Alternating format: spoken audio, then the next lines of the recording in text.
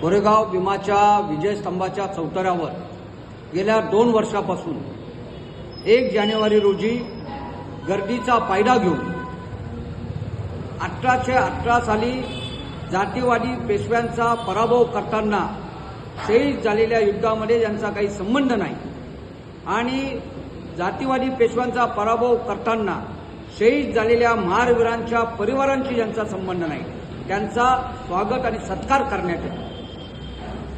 1818 साली जातीवादी पेशव्यांचा पराभव करताना शहीद झालेल्या महारवीरांमध्ये चव्हाण कांडानाचे आडोशी चव्हाण हे सुद्धा शहीद झालेले आहेत। तर या सर्व शहीदांचा अवमान आणि विटंबना करण्याचा प्रकार अशा प्रकारचे सत्कार आणि स्वागत समारंभ घेऊन चौतऱ्यावर घेऊन केला जातो। त्यामध्ये समाजाच्या भावना दुखवल्या जातात। उद्याच्या काळामध्ये सामाजिक प्रक्षोभ निर्माण होऊ शकतो, अशांतता निर्माण होऊ शकते आणि शहीदांचा अवमान आणि युद्धभूमीवर शहीद झालेल्या सैनिकांचा अवमान हा अशा प्रकारे करणं योग्य नाही।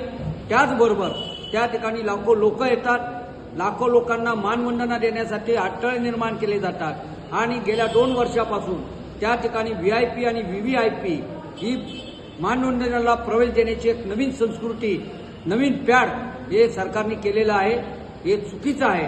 त्याचबरोबर लाखो लोकांच्या गर्दीमध्ये चेंगराचेंगरी होण्याची शक्यता असते। त्यामुळे विजयस्तंभाला लागून पुस्तक विक्रीचे जे स्टॉल आणि वस्तू विक्रीचे स्टॉल आहेत ते स्टॉल त्या ठिकाणी लागू नयेत।